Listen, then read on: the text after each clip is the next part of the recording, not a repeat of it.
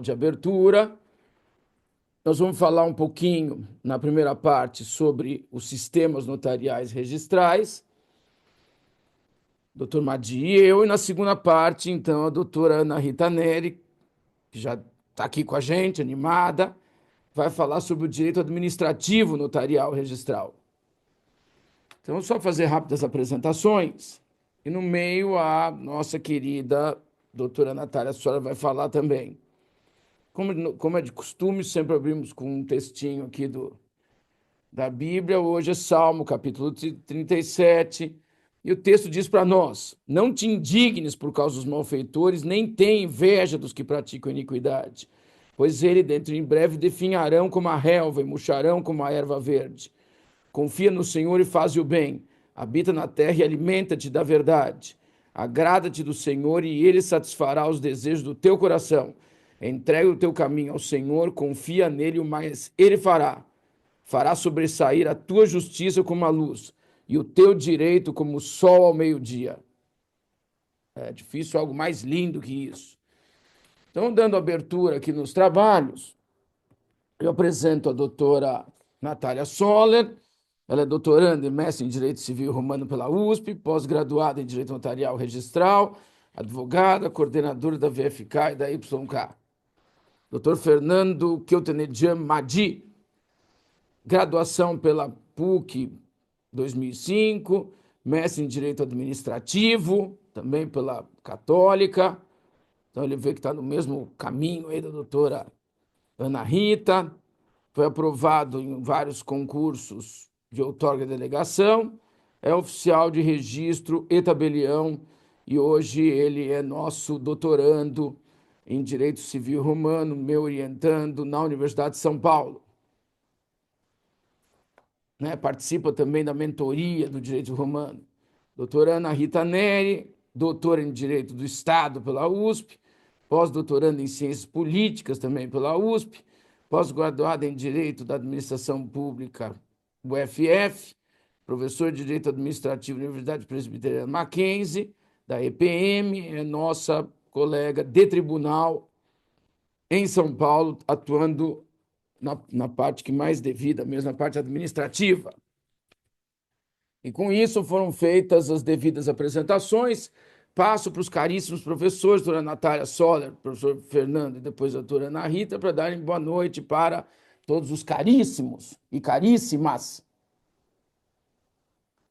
Boa noite, pessoal. Sejam bem-vindos aqui à nossa aula magna da pós-graduação, né? Nossa primeira pós-graduação oficialmente pela VFK, já temos aí nossos alunos inscritos e hoje uma aula aberta para todos participarem, conhecerem. Né, uma pós-graduação que nós idealizamos com muito carinho, o Dr. Vitor pensou em toda a estrutura realmente com muito carinho, uma pós que visa uma formação não só em notarial e registral, mas também de uma maneira multifacetária, né? Então, esse é o nosso maior objetivo aqui de todo o nosso curso de pós.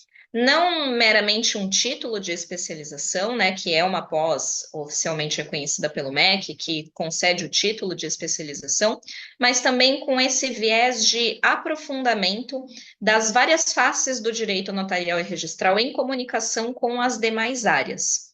Então, nós vamos fazer essa aula magna, né, nessa aula inaugural aqui, para mostrar um pouco da estrutura geral do nosso direito notarial e registral e falar um pouco como que será o encaminhamento do curso e tudo mais. Então, muito feliz de estar aqui com vocês. Passo a palavra para o Dr. Madi. Obrigado, Natália. Bom dia, professor Vitor, bom dia a todos. Queria dizer que a pós-graduação foi trabalhada com muito carinho, doutora Natália coordenando, doutor Vitor fez a parte de preparação, e eu desejo que os senhores aproveitem muito, porque é uma oportunidade incrível. Eu, pelo menos pelo que vi do corpo docente, das aulas que foram dadas, fiquei impressionado. Passo a palavra para a doutora Ana Rita. Obrigada, professor Fernando, queridos professores do VFK, queridos alunos. Faço minhas as palavras dos professores que me antecederam. Foi um curso preparado com o mais absoluto carinho e com muito profissionalismo também. Acho que todos vocês terão a oportunidade de de estudar com mais dedicação e com mais profundidade variados temas, né, que circundam aí o direito registral, o direito notarial, e tenho certeza que essa experiência de aprendizado, de crescimento, vai ser fundamental, determinante para as carreiras de vocês, para o trabalho de vocês e para os estudos, né, para que permaneçam aí vinculados a essa programação, esse projeto de estudo e de dedicação a essa área tão importante do direito. Então, agradeço imensamente, para mim é uma honra participar desse curso e desde já me coloco inteiramente à disposição de todos vocês, portanto, não só ali no momento da aula, que vocês, né, estarão ali degustando as nossas aulas, mas ao longo de toda essa jornada em que vocês estiverem aqui vinculados ao nosso curso. Um abraço e que seja um belo caminho. Amém. Vanessa. Boa noite a todos. Boa noite, professores. Boa noite, professora Natália. Temos aqui o doutor Rodolfo Conceição nos dando boa noite, doutor Celso também, Castro. Por enquanto não temos mais aqui nenhuma observação no chat, mas peço aos doutores, se tiverem alguma dúvida com relação ao conteúdo da aula, podem enviar aqui que eu transmito aos professores. Desejo aqui uma ótima aula e volto a palavra para o professor Vitor. Vamos começar então com carinho. Eu até fiz umas pequenas observações. Então, a primeira discussão, na verdade, mais densa que a gente tem é exatamente isso, né? Então, nós estamos falando de um sistema ou nós estamos falando de múltiplos sistemas, né? E a gente vai primeiro verificar isso. Na nossa ótica, na verdade, até eu coloquei que nós não temos um sistema unitário notarial registral. Nós temos um sistema binário notarial registral, né? O sistema, por que a gente vai falar, né, que a gente teria, na realidade, mais que um sistema? Porque o sistema a gente define, como coloquei lá, como um conjunto de fontes formais, princípios, leis, doutrinas, costumes, jurisprudências, que e ele serve para quê? A palavra é importante, né? Decidibilidade. Aliás, o professor Tércio Sampaio Ferraz, no livro de introdução, ele deixa claro isso, né? Ou seja, exatamente juízos de concreção, juízos de subsunção. Portanto, nós pegamos institutos jurídicos e nesses institutos nós fracionamos, portanto, a compreensão dele, que foi uma coisa que aconteceu na Pandecta no século XIX, e a partir dali, né, abstraímos os institutos, coisa que o direito romano não fazia, e aplicamos aos casos concretos, solucionamos as diversas questões. Tanto que Pontes de Miranda, quando conceitua sistema, ele fala que o próprio direito ele é composto por sistemas lógicos, por proposições que se referem a situações da vida, criadas por interesses diversos. Então, ele mesmo vai trabalhar isso quando ele vai, lá na introdução ao Tratado de Direito Privado, né, aquelas 17 primeiras páginas maravilhosas. Então, ele vai trabalhar exatamente essa ideia do juízo de subsunção através de fontes formais dentro de um modelo lógico. Né? Então, como eu coloco aqui nesse primeiro quadro, né, existem aspectos comuns. Então, nós temos a própria delegação como um aspecto comum, o ingresso é comum, a estrutura gerencial é comum, a deontologia é comum, obrigações comuns, responsabilidade civil, penal, administrativa, tributária comum, fiscalização pelo Poder Judiciário, extinção da delegação, esses são elementos comuns, mas os princípios, e daqui a pouco o doutor Madi vai falar deles, principalmente os princípios funcionais, são totalmente diversos. Né? A atividade notarial é totalmente diversa da atividade registral. São mundos totalmente próprios, independentes, histórias independentes, que a gente vai ver agora, modelos jurídicos totalmente próprios, né? Finalidades totalmente distintas. Né? Então, não seria possível uma unidade funcional da atividade notarial e da atividade registral. Isso sempre tem que ficar muito claro, né? Eles podem estar no mesmo arcabouço normativo na Lei 8935 para meramente estabelecermos regras de delegação, e é isso que acontece lá. E toda uma estrutura administrativa que goza de elementares muito próprios, mas mesmo quando a gente chega na parte de obrigações, As obrigações notariais, elas deveriam ser distintas das obrigações registrais, né? Como a gente até dá o exemplo, né? O tabelião de notas não pode lavrar uma escritura pública de um parente seu. Ele não deve lavrar o testamento do seu pai, até porque se ele lavrar, ele não pode ser contemplado, e ele é herdeiro necessário. Então não teria o menor sentido isso. Agora, o registrador, ele tem que registrar a propriedade do pai dele adquirida naquela circunscrição. Até porque não guarda nenhuma quebra, né, ética, de eticidade, o registrador, né, qualificar positivamente um título de aquisição da propriedade, porque não pode registrar em outro lugar do Brasil, né, naquela circunscrição, e ainda que ele delegue para o funcionário dele ou para um terceiro, é ele que determina. Então a gente já teria um problema estruturante aqui, né? E a lei proíbe ambos de praticar esse tipo de ato, quando na verdade ele é realmente eticamente indesejável em relação ao tabelião e não é eticamente indesejável em relação ao registrador, né? O registrador civil não poder registrar o próprio filho, é uma bobagem, né? Uma estupidez. O filho nasceu lá no domicílio, que é a sua circunscrição territorial, não tem nenhum problema, não há nenhuma quebra ética, porque são atribuições totalmente diferentes, né? São funções totalmente diferentes. E por isso nós temos pelo menos um subsistema, e aí merece uma discussão dogmática mais acalorada, mais complexa, se nós teríamos, na verdade, dois sistemas interrelacionais, ou se nós temos dois subsistemas dentro de um sistema notarial e registral. Isso merece uma análise mais detida, isso precisa de uma discussão zetética mais aprofundada. O Brasil não tem trabalhos acadêmicos sérios sobre esse assunto, né? O Brasil tangencia esses assuntos.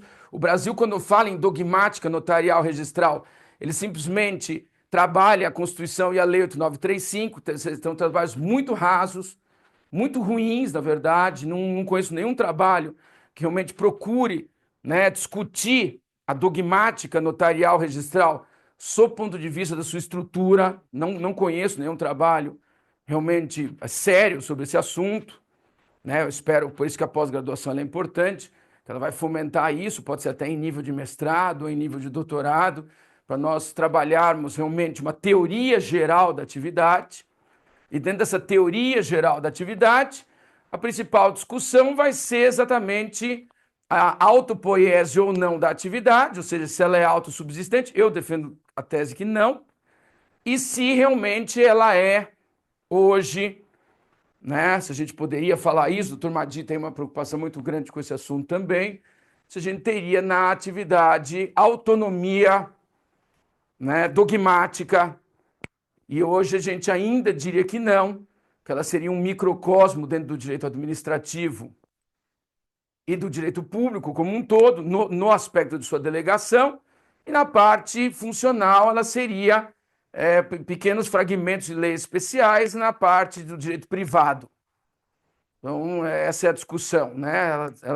Se ela poderia um dia ganhar uma autonomia, como aconteceu com o direito tributário, ou mesmo como aconteceu com o direito do trabalho, mas para isso precisaria de uma construção dogmática mais relevante, precisaríamos de estudos sob esse ponto de vista mais assim sérios para a gente chegar a essa conclusão, e não meramente, quando a gente fala em teoria da atividade, narrar a Lei 8935, porque isso é importante, esse é um estudo importante, um estudo para concurso importante, mas realmente em termos zetéticos, estruturantes, ainda epistemológicos, né, ainda precisaríamos eventualmente avançar muito nessa análise, na nossa opinião. Doutor Madi, alguma observação até aqui? Não, perfeito, professor. As duas funções elas têm esse núcleo básico no Brasil e até não é saudável, mas ambas carregam uma distinção muito grande. E o que falta realmente é um pouco mais, é uma autonomia dogmática que ainda não se conseguiu no sistema notarial e registral, na parte principalmente funcional administrativa, desculpe, não a funcional. Professor, Maravilha. Aí entramos nesse segundo quadrinho aqui, que é exatamente o sistema notarial, doutor Madi. Então a gente colocou aqui, né, o sistema notarial começa exatamente com a União Internacional do Notariado Latino, a UINL, que é uma organização não governamental que desenvolve, promove e coordena a atividade notarial internacional, né? A União Internacional do Notariado Latino foi fundada na Argentina em 1948, tem representantes em quase mais 100 países, incluindo o Brasil. No 16º Congresso Internacional, que foi lá em 82, em Lima, no Peru, veio esse primeiro quadrinho aqui, veio esse quadrinho aqui, né? Então, lá em 82, lá no Peru, na época, né, nós ainda tínhamos, na verdade, um sistema socialista, né? Hoje nós não temos mais. E aí se estabeleceu, na verdade, uma tripartição, né? Então, eles disseram que havia um notariado administrativo, que hoje é totalmente disfuncional, o notariado anglo-saxônico, que continua existindo, e o notariado do tipo latino, né?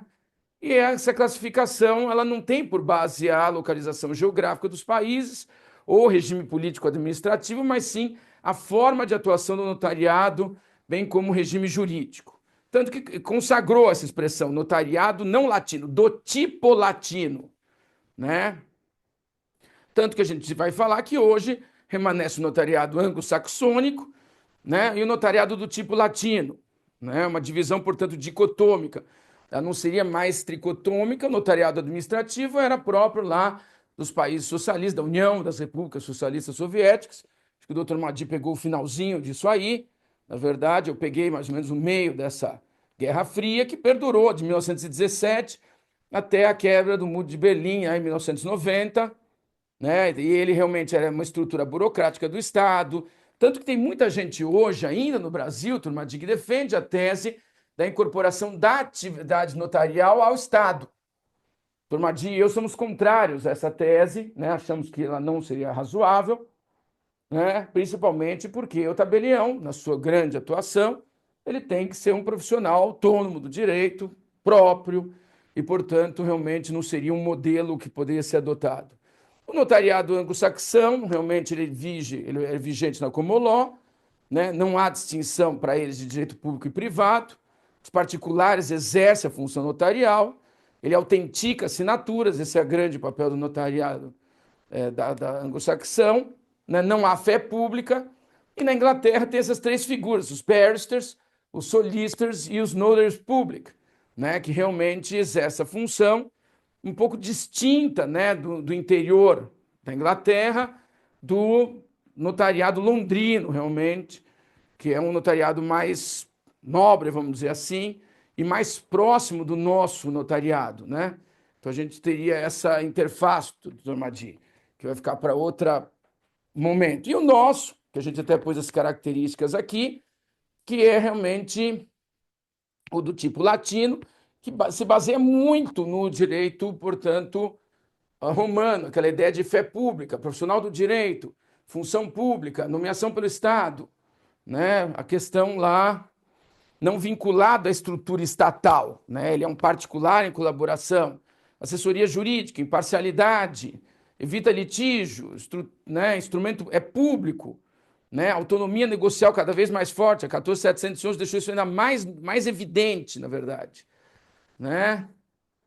É exatamente aquela ideia que ele tem, que a gente vai ter, exatamente de aferição da capacidade, qualificador das partes, presunção de legalidade, exatidão documental, força probatória, né? Então a gente vai ter uma série de características nesse modelo. É um modelo que nasce no Brasil, a gente pôs aqui em 20 de 11 de 1530, portanto, é uma estrutura natural, né? O notário ele é um profissional natural do sistema, né? O notário, o recorte histórico nosso realmente é a Baixa Idade Média, né? A gente vai trabalhar exatamente nessa figura que foi exatamente o primeiro notário no Brasil, aquele que recebeu poderes de Martim Afonso de Souza, né? Exatamente na carta de poder conferida por Dom João III, rei de Portugal, né? Isso está documentado, isso está na nossa historiografia, para Martim Afonso de Souza, e lá ele realmente nomeia o primeiro tabelião de notas no Brasil, né, para atuar em São Vicente, já em 1532, turmadinha. Então, realmente, aí começa a atividade. Nós trabalhamos com as três figuras, notas, protestos e contratos marítimos, com todas as questões importantes, e as atribuições hoje, com a 14.711, atribuições exclusivas, atos protocolares, mistos, extraprotocolares, e sem essa exclusividade, que é exatamente principalmente a parte de arbitragem, né? Que pode ser árbitro agora, não só conciliador e mediador, a questão lá de liquidar, né, as obrigações em geral, escrow account e outras figuras, e a ata de adimplemento e inadimplemento de obrigações. Turma D, então isso mais ou menos é um sistema que a gente vai analisar ao longo de toda a pós, que é um sistema notarial. Perfeito, professor. Agora, com essa alteração da Lei 14.711, o notário ainda ganhou mais espaço, né? Principalmente aquele contrato de garantia que o senhor gosta bastante, e outras atividades até, agora novidade de cessão de precatórios, né? Que a escritura, que já até foi regulamentada pelo Tribunal de Justiça de São Paulo. É isso aí, professor. Maravilha. Aí, doutor Madinho, nós entramos exatamente nesse sistema registral, né? Tanto que uma das discussões mais bacanas que tem sob o ponto de vista dogmático, doutor Madinho, mais interessantes para se trabalhar, é exatamente o tabelionato de protesto enquanto um submodelo notarial ou um submodelo registral. Então, é um tema que nós já nos debruçamos um pouco, doutor Madinho e eu, numa análise realmente que é muito importante, né? Até porque existem divergências doutrinárias muito sérias, né? Então, nós temos alguns doutrinadores que entendem que o viés é mais notarial, outros entendem que o viés é mais registral, né, do que notarial, exatamente uma série de características que são próprias desse modelo, né? Aqui o que nós estamos falando, Tormadi, quando a gente entra no sistema registral imobiliário, que é esse que nos importa para esse momento, ele está ligado, na verdade, intrinsecamente à ideia do direito de propriedade. Até colocamos lá. E o direito de propriedade, ninguém pode esquecer, é uma das 5 garantias fundamentais do homem, né? Então a gente vai ter exatamente junto com vida, liberdade, igualdade e segurança, temos a propriedade. E a propriedade regular no Brasil, imobiliária, tem por epicentro o registro imobiliário. Então o registro imobiliário, ele é exatamente aquele paradigma para nós da regularidade dominial imobiliária, né? Por força da construção do artigo 1227 do Código Civil, que só se adquire propriedade imobiliária regular no Brasil pelo registro. Né? E os outros modelos, eles são aquisitivos, mas eles não são aquisitivos regulares. Isso que as pessoas precisam entender. Ou seja, adquirir por uso capião, você não depende do registro, mas você não está regular. Adquirir por sucessão, você adquiriu propriedade, mas você não está regular. Que a única forma regular de propriedade imobiliária no Brasil é o registro. Isso precisa ficar claro. Acho que isso o STJ precisa entender isso um pouco melhor, a doutrina tem que entender isso um pouco melhor, porque de vez em quando a gente vê algumas decisões, turma, de que eles fazem uma certa confusão nessa matéria. É Né? verdade, Então, professor. né, a gente vê isso aí claramente, né? A gente pega lá a terceira sessão, às vezes vê algumas decisões lá, você fala, não, mas eles não estão entendendo bem o que acontece aqui. E realmente a dignidade, sob o ponto de vista imobiliário, é o registro. Ou seja, não é possível que alguém tenha dignidade se ele não estiver regularmente assentado na matrícula. Aliás, eu estou sendo redundante, porque o regularmente já é assentado na matrícula do imóvel. Já há uma redundância aqui. Ninguém Né? tem Então, disponibilidade, né, diga. professor? Ninguém tem disponibilidade da coisa, do imóvel, da propriedade, se não está registrada. A Isso. disponibilidade necessita do registro. Por isso que nós colocamos o princípio da circulação. O princípio da circulação de riqueza só é possível no registro imobiliário. E a gente vai ver que o Venda falando muito bem sobre isso.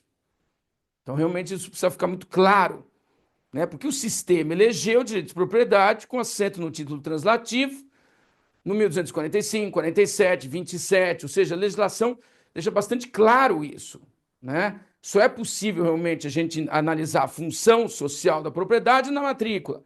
Só é possível entender a função econômica do 172 da propriedade na matrícula.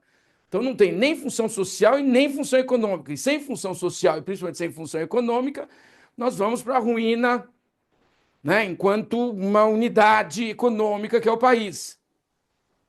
Né? Então, isso tem que ficar assim muito claro. Daria para a gente ficar horas tratando desse assunto. Né? E aí, turma, a gente até colocou os princípios formadores. O doutor Madí daqui a pouquinho vai trabalhar rapidamente os princípios funcionais. Os princípios formadores é a discussão do princípio da fé pública e da legitimação. E nós adotamos com veemência o princípio da legitimação, ou seja, a propriedade estática, a questão da regularidade da matrícula, a questão da concentração dos atos na matrícula. Então a gente se bate nisso. Nós não adotamos a questão da fé pública e muito menos o princípio da abstração, que realmente resolveu muito no sistema germânico, meio parecido em algumas questões, matizes com o nosso, que é exatamente aquela ideia do München der Stadtrecht, que é exatamente você ter todo um modelo dentro de uma base, porém abstraindo o título negocial, o título causal, com registro para outros fins indenizatórios. Então, lá, por exemplo, no 129 e no 130 da lei de falência, Tormadi, se eu tenho uma ineficácia ou eu tenho uma situação invalidante, eu que vou para as perdas e danos. Eu não vou tirar a propriedade do terceiro adquirente de boa-fé. Né? Então, eu tenho lá o período suspeito. Eu não vou lá buscar do coitado que não tinha condição de saber aquilo e adquiriu de boa-fé, sendo eventualmente um estrangeiro que está investindo no país, Tormadi. Quero ouvi-lo sobre isso.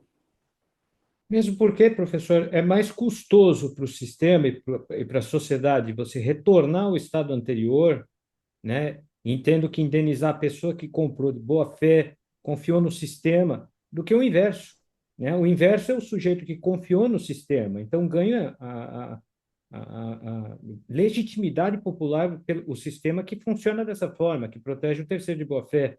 Obviamente, vamos reparar a situação anterior daquele que foi prejudicado, sem sombra de dúvida. Perdas e danos, professor. Maravilha. Vanessa. Temos aqui alguns doutores aqui também nos dando boa noite. Tem uma aqui que eu não sei o nome, mas está aqui como iPhone. Boa noite, sempre com alegria. Doutor Alexandre Peon diz aqui boa noite, parabéns pela iniciativa do curso. Doutor Marco, boa noite a todos. Que privilégio participar da aula inaugural. O privilégio é nosso. Boa noite da doutora Aline. Doutor Cleiton Santos também, boa noite, sempre com VFK. Volto a palavra para o Maravilha. professor Vitor. E alegria, porque, Madi, aí o que acontece, como a gente tem exatamente esse modelo unitário de propriedade, no Brasil não existe propriedade interpartes, isso deixa um pouco fragilizada aquelas decisões lá do STJ, que a pessoa fez alienação fiduciária, não levou a registro, depois pode levar a qualquer momento. Isso vai gerando inseguranças dentro de um modelo que nós vamos flexibilizando o modelo exatamente para atender alguns outros interesses econômicos importantes, não que não sejam importantes ou que não sejam legítimos também, deixar claro isso, porque o STJ ele garante interesses legítimos, fundamentalmente, mas muitas vezes fora dos nossos paradigmas comuns, Tormadi. E aí realmente nós começamos a ter um modelo muito complicado, muito complexo e tal, que é exatamente a adoção do princípio da unidade, ou seja, só um negócio jurídico de transmissão, o princípio, né, da causalidade, que é muito complicado, que o Tormadi gosta muito dessa discussão, que é exatamente a base do digesto 41.131, que vai ser a discussão da justa causa transmissões, que a gente vai trabalhar ao longo do curso com essa discussão também, exatamente para chegar à conclusão que a gente coloca aqui. Né? No nosso caso, o princípio da tradição, o princípio da unidade, o princípio da causalidade. O sistema nosso é do título e modo, é aquela discussão histórica chata, né? Porque eles quiseram imputar a lei orçamentária 317 à origem do registro imobiliário no Brasil, mas que, na verdade, começou em 1864. E a discussão é desagradável, que passa a impressão que quanto mais velho, mais credibilidade tem.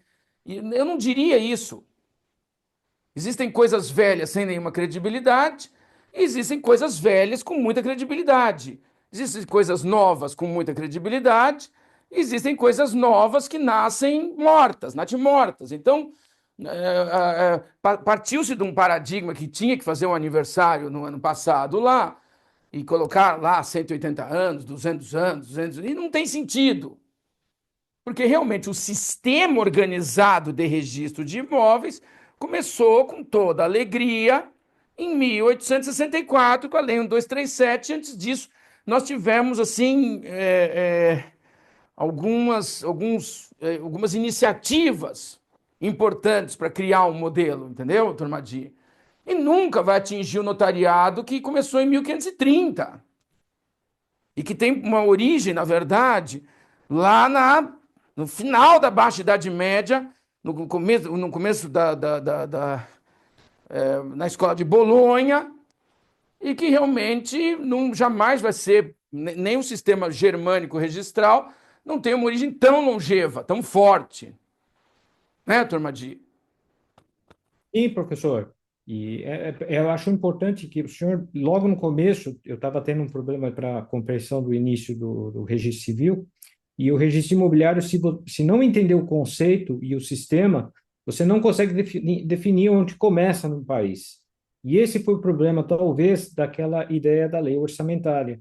O conceito começa realmente a encaixar com a lei 1237, como o senhor bem falou, professor.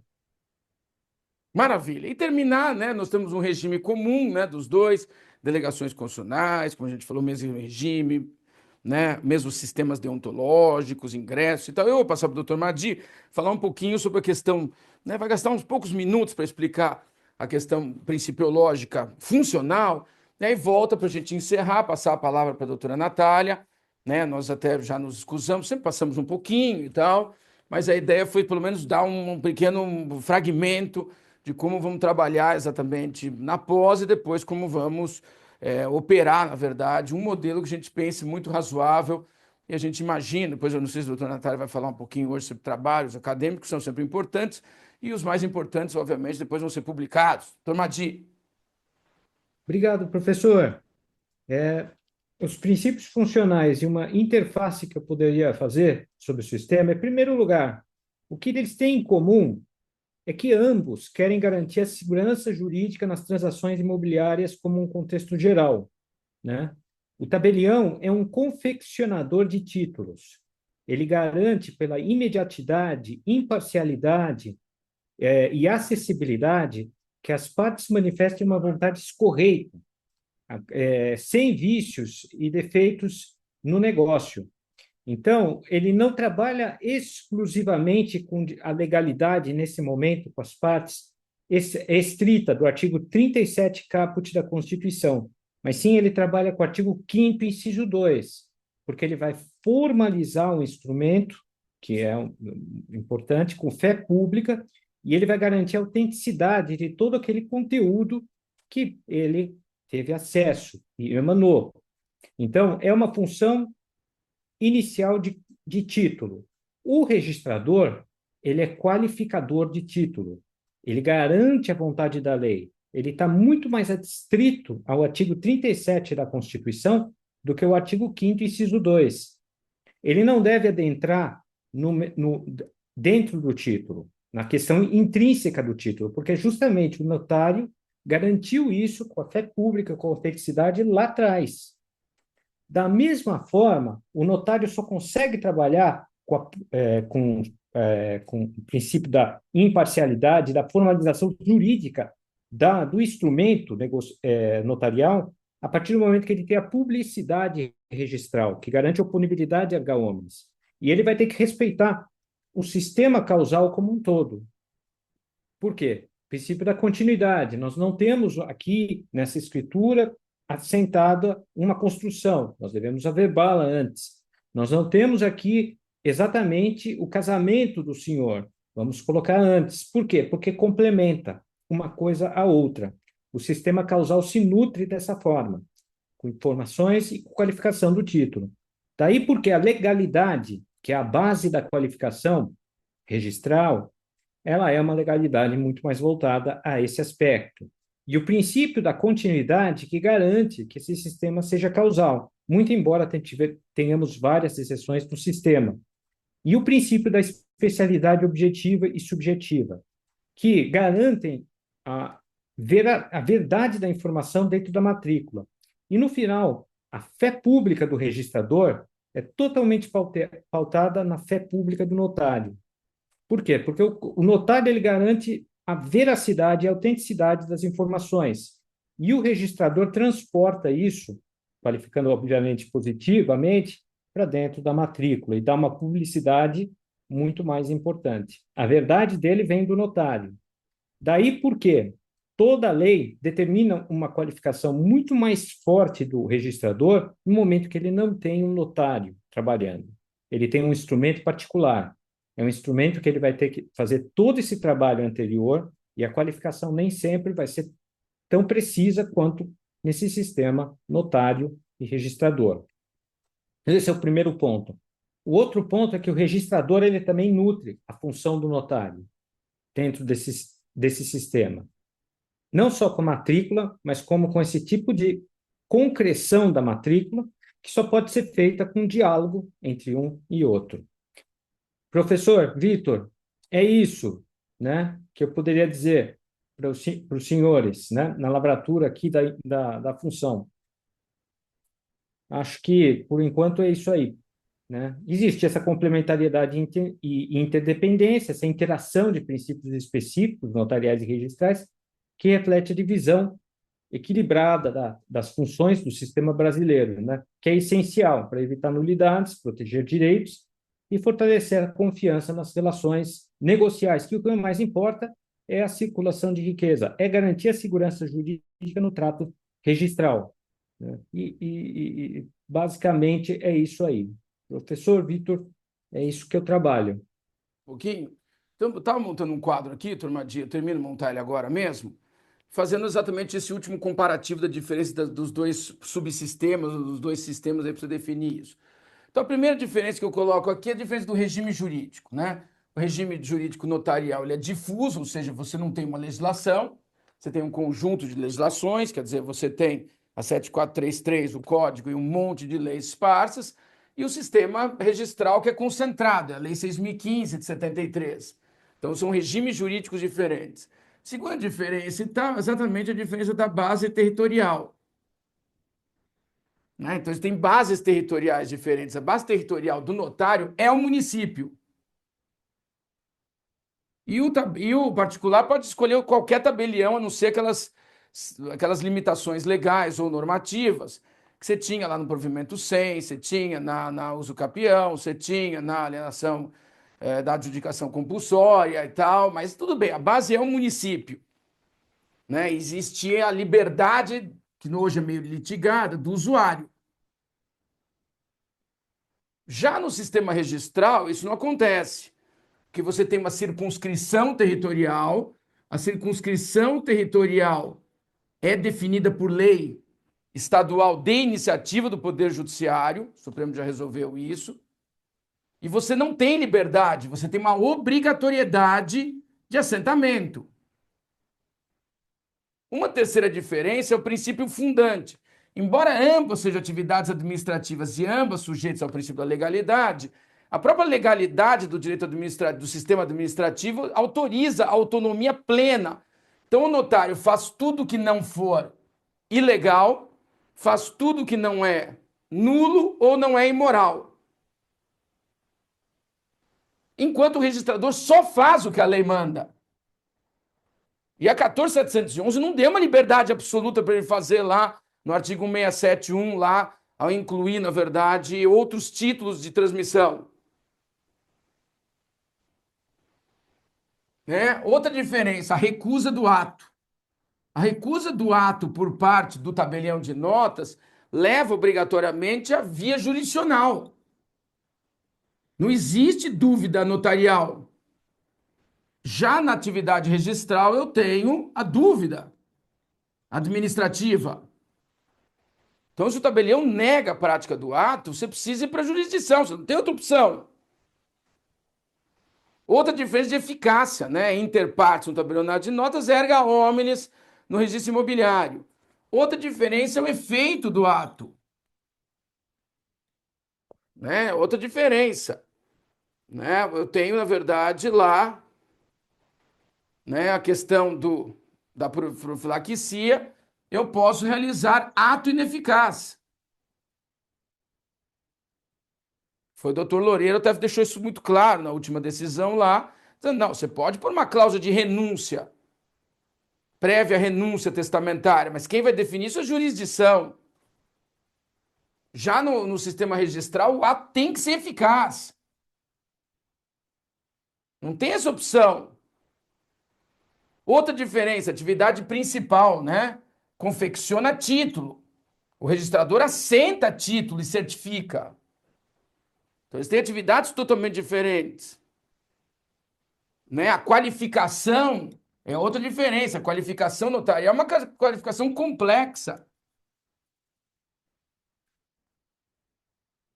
Né? Desencadeada de momentos. Qualificação registradora é unitária, por regra é simples. Embora na usucapião, em outros momentos, ela também possa ser complexa. Outra diferença é a publicidade, né? Ela é mitigada no tabelionato. Eu não preciso dar certidão de nada se não quiserem lá. Mas ela é plena no registro imobiliário. Ela é uma ficção de que você nunca foi te negado acesso. Outra diferença, né, quanto à solução de conflito. A solução de conflito no tabelionato hoje, ela pode se dar por arbitragem. No registro de imóveis não tem solução de conflito. Tem, eventualmente, lá no 213, tem alguns momentos que eu vou chamar na usucapião extrajudicial, que eu vou tentar gerar uma composição, mas não é uma composição plena, como eu tenho na atividade notarial. A natureza do ato, o ato no notário é meio e no registrador é fim. E uma última diferença que é exatamente a natureza da tutela, né? A tutela no sistema notarial, os interesses por regra são individuais, e no registro a tutela ela é difusa. Ela é meta individual. O registro imobiliário é meio ambiente cultural. Então, essas seriam algumas pequenas diferenças. Agora eu encerro, então eu devolvo a palavra para a doutora Natália Soller. Deixa eu passar. Apenas algumas pequenas diferenças. O que eu tenho a colocar aqui é justamente que, né, a gente brinca algumas pequenas diferenças, mas com base em toda essa exposição inaugural mesmo do professor Vitor, do professor Madi, a gente percebe na prática, no dia a dia da prática, uma grande dificuldade de compreensão de todo o sistema notarial e registral. Como o professor bem mencionou, é uma atividade em grande crescimento nos últimos anos, mas que ainda não tem estudos acadêmicos verdadeiramente formulados de uma forma aprofundada, com vários viés, vários autores, né, que formam a longo prazo uma contribuição mesmo, para a gente formatar a atividade notarial e registral como um sistema efetivamente estudado, analisado, tanto que é matéria pouco cobrada nas faculdades, né? Realmente é um estudo muito recente. E na prática, a falta desse estudo gera vários conflitos, porque o que a gente tem? O notário registrador, que são os profissionais concursados, né, que estão ali realmente à frente das serventias, que são os profissionais que estudam a fundo, prestam o concurso, né, vivem ali o direito notarial e registral, e os demais profissionais de outras áreas que precisam das serventias para a operacionalização de algum direito, de algum detalhe, bem como os cidadãos, né, como um todo, quem nunca precisou ir no cartório, né, na serventia, resolver algum problema. Então, o direito notarial e registral, ele se comunica com vários aspectos do direito. Tanto que a professora Ana Rita, na sequência, vai até fazer uma demonstração no direito administrativo, mas a nossa pós trouxe muitos campos que realmente se comunicam com as serventias. O direito empresarial também tem uma comunicação extensa. Então, todas as frentes têm pelo menos alguma pontinha ali que é operacionalizada dentro da serventia.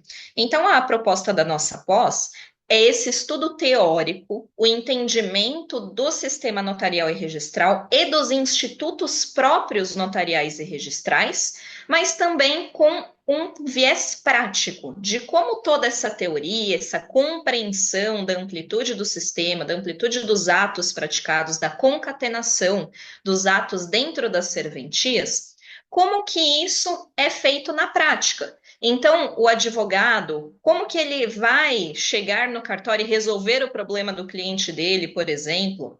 Né? Então, todo mundo que trabalha em outras frentes, mas que precisa para resolver o seu problema do direito notarial e registral. Então, durante todo o nosso curso, nós trouxemos, sim, os aspectos teóricos, mas sempre a colocação dessa parte prática. Né? Então, para que isso serve? Para que essa teoria é construída e para que ela é aplicada? Onde que nós encontramos as normativas disso? Como que isso é regulamentado? Ainda mais, como até o professor Madim bem mencionou, a atividade notarial e registral vem numa crescência, inclusive, de legislações, regulamentações, normas. O CNJ faz provimentos um atrás do outro, atualiza o Código Nacional de Normas cada vez com mais institutos, uma maior atuação dos notários e dos registradores, uma melhor regulamentação de atos, cada vez mais desjudicialização. Então, a nossa pós trouxe tudo isso, sempre com essa perspectiva também muito atual e de complementar as outras frentes. Então, o direito notarial e registral como uma frente autônoma, mas também como sempre um suporte muito grande, uma operacionalização muito grande de outras áreas do direito. Por isso, essa importância, né, de um estudo a nível acadêmico, nesse sentido de especialização, uma especialização verdadeiramente em notarial e registral. Mas, como a gente fala, não é um acadêmico por acadêmico, é um acadêmico prático, uma compreensão para que isso se torne uma prática. Essa foi toda a proposta da nossa pós-graduação. E até, né, já temos aí vários alunos conosco que já estão acessando a plataforma, mas até como orientação inaugural aqui, né, como essa é a nossa aula inaugural, nós temos 20 módulos oficiais e algumas aulas bônus também. Esses módulos, eles são compostos por 5 horas aula, cada hora aula é dividida em blocos de 20 minutos, dividido em 3 partes. Além disso, cada módulo também tem um e-book, testes de fixação, fórum de debates, trazendo esses casos práticos, né, da aplicação do que foi aprendido, desenvolvido em cada módulo. E também temos o trabalho de conclusão de curso, né, uma pós-graduação mesmo reconhecida pelo MEC, com a carga horária necessária, até para quem precisa de título para concurso e até para a vida profissional acadêmica. Nossos professores extremamente bem qualificados, profissionais que atuam na área, e até para nossos alunos aqui externos, que ainda não estão matriculados, a gente vai deixar o link aqui no chat, caso vocês tenham interesse em conhecer melhor como que é toda a nossa estrutura, e é uma pós que continuará sempre em constante atualização. Então, conforme saem novas normativas, novos detalhes, né, tudo que vem de novo, a gente vai atualizando, vai acrescentando, porque esse é o verdadeiro objetivo da nossa pós-graduação, uma constante atualização e profissionalização de todos que atuam de alguma maneira na área, não só quem atua diretamente com notarial e registral, mas quem necessita também do notarial e registral durante a sua atividade do dia a dia. Então, estamos colocando o link aqui no chat para vocês, caso tenham interesse. A pós, ela pode ser concluída em 6 ou 12 meses. Nós temos essa dinâmica também. A gente sabe que, para a vida profissional, a gente precisa disso, né? Precisa realmente de algo rápido. A gente sabe que a realidade é assim. Então, existe a possibilidade dela ser feita em 6 ou 12 meses, né? Isso cada um escolhe no ato de inscrição, existe ali a opção. E realmente foi tudo pensado com muito carinho, né? O Dr. Vitor atua nessa área de notarial e registral há 30 anos, então é uma experiência, uma bagagem que poucos realmente têm. É o primeiro livre docente em notarial e registral pela USP aqui no Brasil, e ele estruturou essa pós-graduação realmente com muito carinho, pensando em algo que venha a ser verdadeiramente útil né? Não fique lá só um título jogado lá, porque a gente precisa ter título, precisa de pós-graduação. É algo para ser realmente operacional, útil, e que vem com essa dinâmica, com materiais de apoio, juntamente com fóruns de debate para estimular as discussões, canal de dúvidas, as aulas gravadas e assim por diante. E nossa equipe sempre fica à disposição para tudo que vocês precisarem de orientações, dúvidas.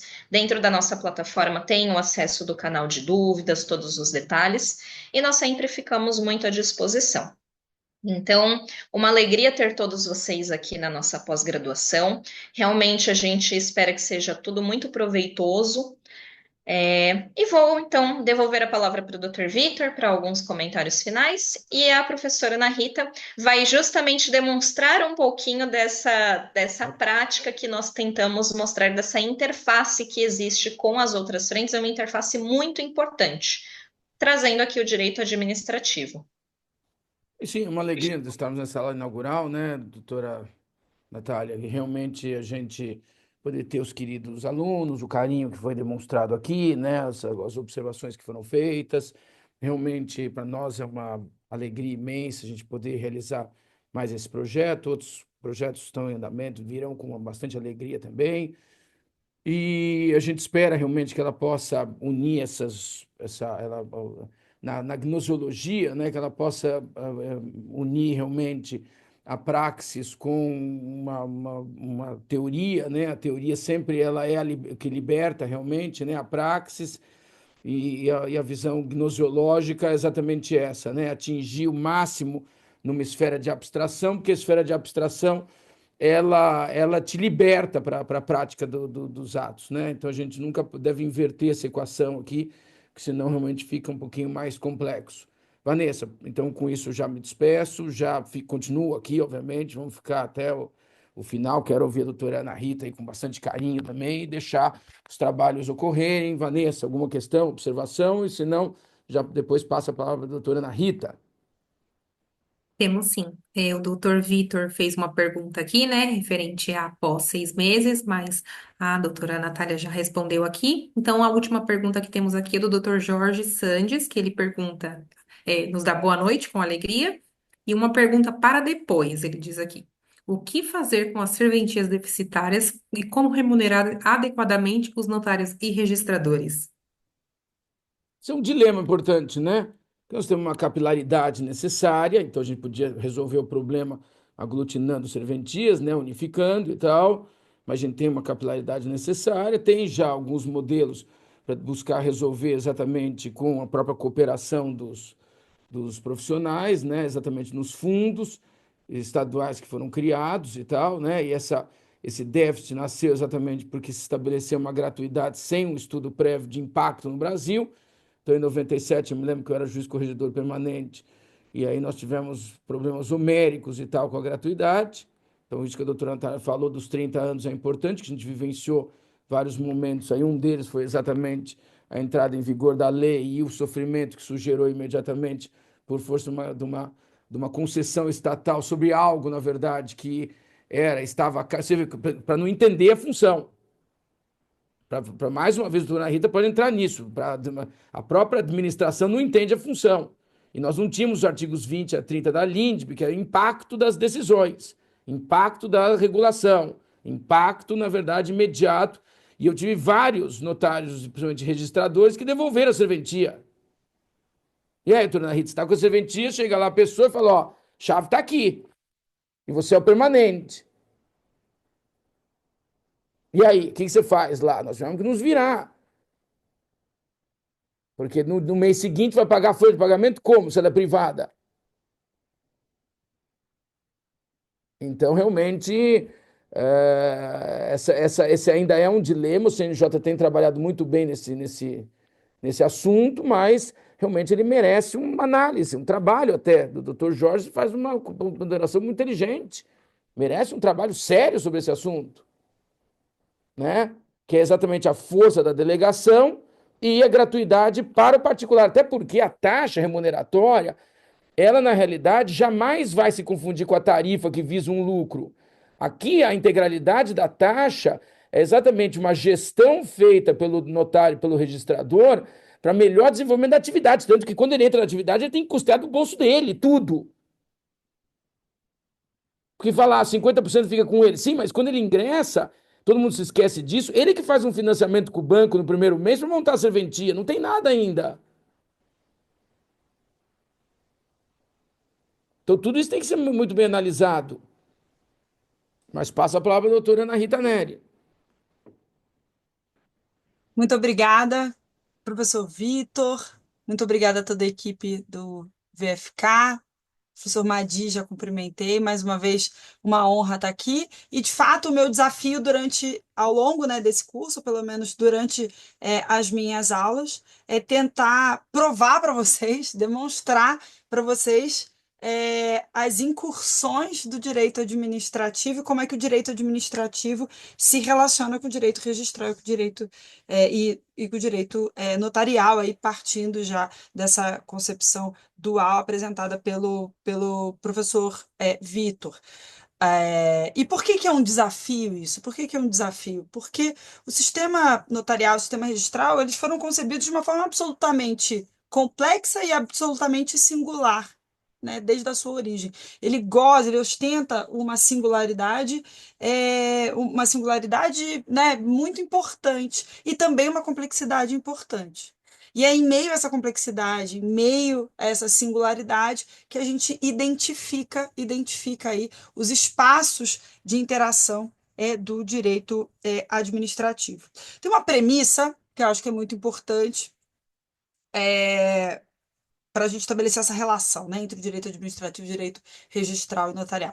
A premissa, talvez mais importante, aí vem dessa fala aí do professor Vitor, é que o direito registral e o direito notarial estão centrados na ideia de função administrativa, de função pública, né? Em algum momento, a gente viu aí por conta da história, o Estado, né, se pudesse fazer isso em quadrinhos, o Estado declarou ou se disse titular, né, dessa função administrativa que é delegada à atividade a um particular que a exercerá em caráter privado. Então, a função administrativa subjacente ao serviço notarial, ao serviço registral, é o primeiro marco, né, aí da presença do direito administrativo dentro aí do direito registral e do direito notarial. E disso decorre a posição do Estado como regulador e controlador de serviços prestados, né? Regulador e controlador. Ele regula, né, dando aí os limites de derrogação do regime comum. Porque, como eu disse, é uma atividade delegada. A gente fala, bom, atividade delegada ou particular, é prestada em caráter privado, ela é prestada em caráter particular. Mas se tem a presença do Estado, a professora Maria Silva foi minha orientadora, Maria Silva Zanella de Pedro foi minha orientadora no doutorado, ela sempre falava isso. Se tem um pé do Estado, tem, em alguma medida, derrogação do regime jurídico de direito comum, do regime comum, do regime jurídico comum. Tem uma derrogação e, portanto, o direito comum cede espaço ao regime jurídico de direito administrativo. E isso se dá dentro do direito registral e do direito notarial a partir da regulação e do controle que são exercidos pelo Estado. São exercidos pelo Estado por quê? Porque o Estado é o titular da função administrativa, ele titulariza a função administrativa, essa função pública que é exercida de forma delegada, né, a partir de uma delegação que atribui gestão e execução a um particular para exercê-la em caráter pessoal e em caráter privado. Notem que a Constituição, né, muito se fala, não fez isso com nenhum outro tipo de função. E aí, só um parêntese que eu acho importante, né? A doutrina italiana costuma separar a ideia de função pública da ideia de serviço público. Eu, particularmente, tenho para mim que as atividades notariais de registro são função pública, não são serviços públicos. Mas isso gera uma confusão um pouco teórica dentro do direito administrativo, porque as funções administrativas, a rigor, não poderiam ser delegadas a agentes privados por uma questão teórica e dogmática. Então, somente os serviços públicos. Então, a gente olha, né, observa ali como serviços públicos. Dentro da nossa dinâmica de tratamento, são serviços públicos, enfim. Mas observem que os serviços públicos, outros serviços públicos, que serviços públicos? Serviço de transporte coletivo, serviço de distribuição de energia, serviço de distribuição de água, esgotamento, enfim, todos esses serviços públicos, em relação a nenhum deles, a Constituição disse como eles seriam geridos e executados. Tanto que, em alguns municípios, alguns entes políticos, eles são geridos e executados em caráter público. Eles são geridos e executados em caráter estatal. Eles não são concedidos. Outros lugares optam por concedê-los, por um contrato de concessão. Outros optam por constituir, expandir a administração, criando entidade da administração pública indireta, pessoas jurídicas de direito público, de direito privado, para prestá-los.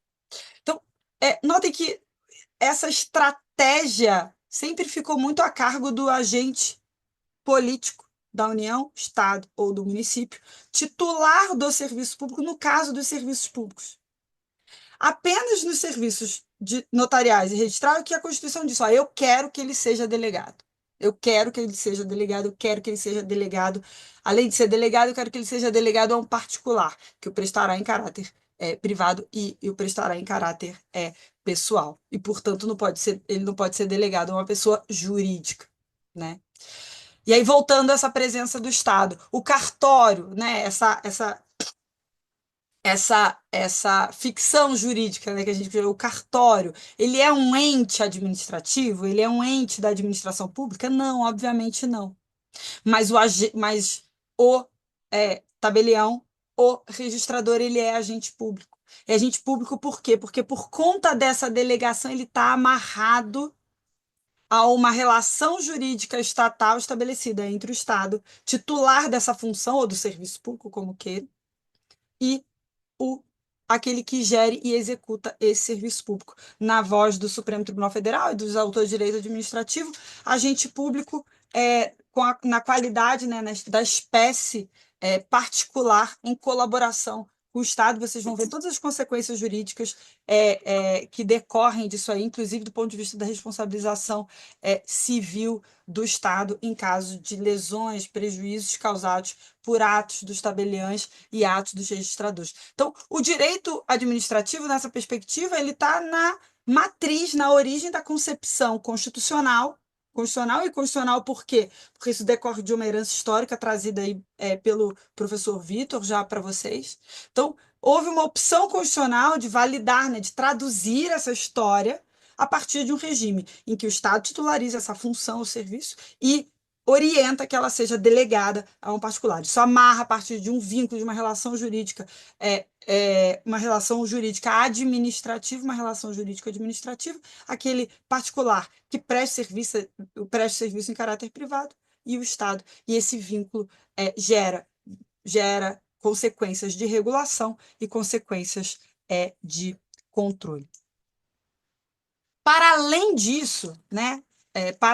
Aí tentando cumprir o meu dever de casa de demonstrar para vocês a relação entre o direito administrativo e o direito notarial e o direito registral, para além do próprio regime jurídico, portanto, que abraça a atividade dos tabeliães e dos registradores, é importante a gente dizer que toda patrimonialidade, toda segurança jurídica sofrem, em alguma medida, derrogações também decorrentes do regime jurídico de direito administrativo. Bens públicos, né, por natureza, lá a gente pega no Código Civil, a gente pode pegar da doutrina francesa, da doutrina italiana, bens públicos, eles não são tratados como os bens privados, mas todos eles estão abraçados ou precisam estar amarrados a um vínculo de patrimonialidade, de titularidade, mas possuem tratamentos diferentes, serão qualificados de formas diferentes. A documentação virá de uma forma diferenciada lá para o registrador, diferenciada porque, de um lado, eu tenho um titular que é um cara especial, um cara diferenciado dentro da nossa amarração constitucional, que é ou a pessoa jurídica de direito público, lá, União, né, política, União, Estado, município, ou mesmo, eventualmente, uma autarquia federal, por exemplo. Né? E essa patrimonialidade, essa segurança jurídica, o tempo todo sofre derrogações decorrentes de normas de direito público. E normas de direito público não representam apenas normas endereçadas a regular relações jurídicas desses entes, órgãos e entidades, ou seja, órgãos despersonalizados e entidades, pessoas jurídicas constituídas dentro da administração pública, não apenas pela presença subjetiva dele, mas pelo caráter material. Às vezes, a mera presença do interesse público já vai gerar derrogações, tanto do ponto de vista da segurança jurídica quanto do ponto de vista da patrimonialidade. Vamos pensar na questão das regras de sigilo, todas as regras de sigilo, vamos pensar na Lei Geral de Proteção de Dados. Todas essas regras, né, são, em verdade, derrogações, pequenas derrogações que decorrem de regimes jurídicos protetivos, abraçados pelo interesse público, em relação a um rumo de liberdade naturalmente, né, que naturalmente fluiria, não houvesse esse volume de derrogações aí trazidas, pressionadas pelo interesse público, e tudo isso acaba sendo sediado aí dentro desse ramo que é o direito administrativo. Né? Lembrando que o direito administrativo ele tem essa dupla vocação. Ele tem uma vocação de angariar normas jurídicas que tratam da estrutura da administração pública, né? Ou seja, dos órgãos, entidades, agentes públicos que integram a administração pública, né? Integram e participam do ponto de vista relacional com a administração pública, mas também regular, né? Angariar normas, né? Regras e princípios que regulamentam materialmente essas relações jurídicas e todas as atividades desenvolvidas pelo Estado, todas as atividades desenvolvidas pelo Estado. Ana Rita, que atividades são essas? Dogmaticamente, a gente vai passar por elas todas ao longo da pós-graduação, vocês vão ter muito tempo para degustá-las, né, ao longo das aulas, mas a gente tem aí os papéis do Estado na atividade de fomento, intervenção do Estado na propriedade, intervenção do Estado no domínio econômico, prestação de serviços públicos, exercício de poder de polícia, inclusive poder de polícia do ponto de vista da fiscalização das atividades dos serviços públicos, dos serviços da função administrativa delegada. Tudo isso revela para a gente, revela do ponto de vista prático também, inúmeros vínculos, inúmeras intersecções entre o direito administrativo, o direito registral e o direito notarial. Além do regime jurídico administrativo, né, próprio da atividade, que é direito administrativo puro sangue, né, direito administrativo puro sangue. Eu falo com o professor Vitor, a Lei 8935 para mim é direito administrativo puro sangue. Né? Além da questão da patrimonialidade da segurança jurídica, nós temos aí numa terceira frente de intersecção a questão das intervenções do Estado na propriedade, na economia, né? Não preciso nem dizer a importância, né, das servidões públicas, para o desenvolvimento das atividades aí pelas concessionárias de serviços públicos para instalação de rede, para a colocação de dutos, né, para distribuição de água. Tudo isso deságua ou passa em algum momento por esse grande sistema de qualificação documental, de registro ou de notas, exatamente porque também não podem prescindir de segurança jurídica, não podem prescindir de todos os atributos que são colocados, né, que são apostos por conta, né, desse fluxo. Vamos pensar que o Estado ele precisa atuar, quando ele age dentro dessa perspectiva de intervenção na economia, na propriedade, a partir de uma premissa de legalidade estrita. E falar em legalidade estrita é falar na observância, né, estrita de todos os paradigmas, de todos os regramentos, de todas as determinações relacionadas também à qualificação dos títulos jurídicos que precisam dar vida à atuação administrativa, precisam dar vida aos atos administrativos, aos processos administrativos e, portanto, precisam dar vida às políticas administrativas gestadas pelo Estado. Então, é, ao longo dessa pós-graduação, né, que eu tentei fazer um overview para tentar, como me faço, cumprir o meu dever de casa aqui, tentar convencê-los, né, da pertinência do estudo do direito administrativo e a melhor compreensão das categorias jurídicas do direito administrativo para lidarmos com a realidade prática, né, para lidarmos com a realidade do tabelionato das atividades de registro, exatamente porque isso, para mim, supera a mera questão do regime jurídico administrativo da atividade.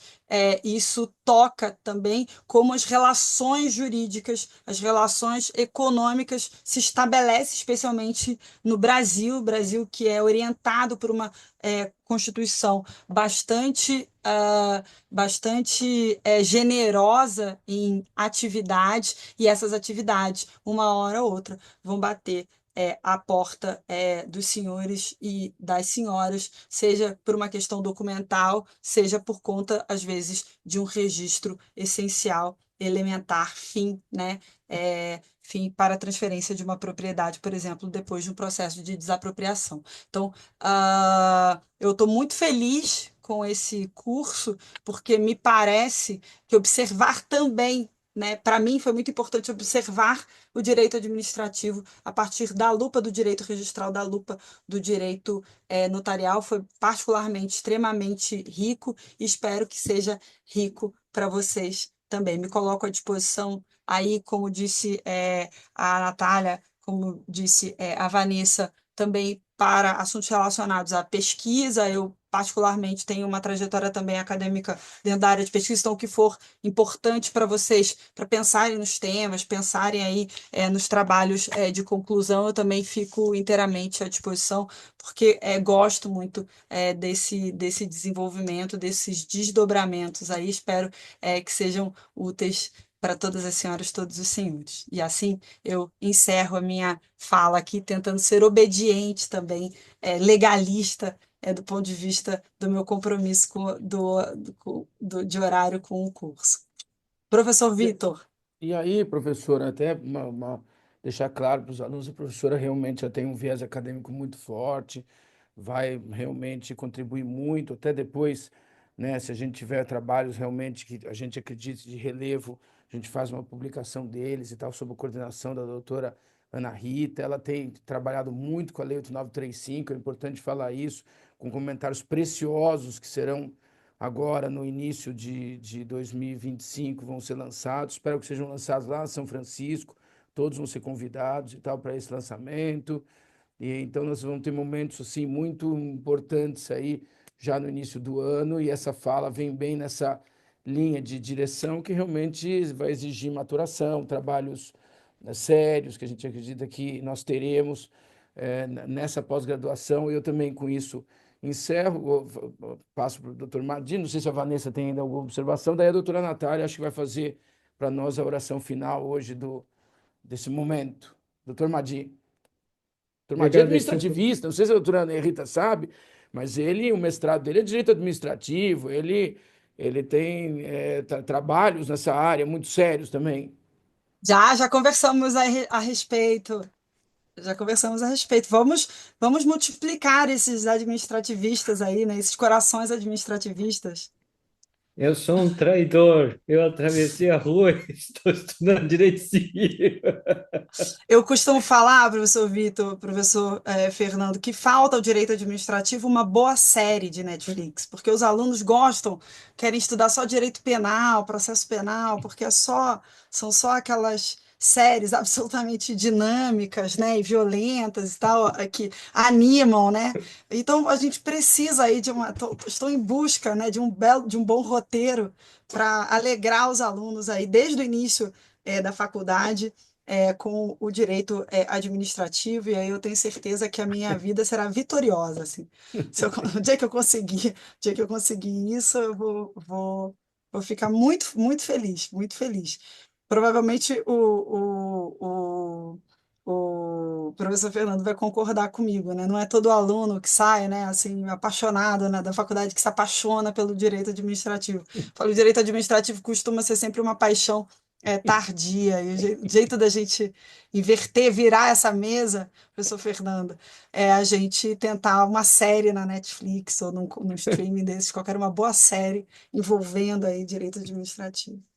Combinado. Realmente é importante. É basilar, é no sistema. E eu agradeço a doutora Ana Rita, eu agradeço aí o professor Vitor, a professora Natália, todos que nos assistiram, e dizer que tudo também estamos abertos. E o professor Vitor, a gente sempre está aberto para comentários e para ajudar os alunos naquilo que for necessário. Professor Vitor. Maravilha. Então, eu vou passar para a Vanessa uma observação, daí a doutora Natália Sola faz a oração final hoje. Não temos aqui no chat nenhuma observação. Tinha uma pergunta da doutora Renata, mas a doutora Natália já respondeu. Doutor Rodrigo fala aqui no finalzinho, excelente aula inaugural, obrigada. Então, eu só tenho a agradecer a participação dos professores, professor Madi, professora Ana Rita, professora Natália, e passo a palavra para a professora Natália. Maravilha, pessoal. Muito obrigada, professora Ana Rita, pela participação aqui, professor Madi. Então, né, damos efetivamente as boas-vindas aqui ao nosso curso da pós-graduação. O pessoal já tem um monte de aula para assistir, fórum de debates para participar, o TCC para fazer. Ó, já tivemos vários temas aqui para monografia. Inclusive, a gente tem uma lista de sugestão de temas para auxiliar vocês, né? A gente fez tudo pensando em algo realmente viável, né? Para produzir um bom trabalho, ao mesmo tempo encaixando isso na sua rotina do dia a dia. Então, nós estamos aqui para realmente auxiliá-los. Então, são todos muito bem-vindos aqui. Contem conosco nessa jornada de pós-graduação. E acho que foi uma aula inaugural muito proveitosa. Agradecemos também todos que participaram ao vivo aqui com a gente. E encerramos oficialmente, e aí vocês nos veem aqui todos ao longo das aulas.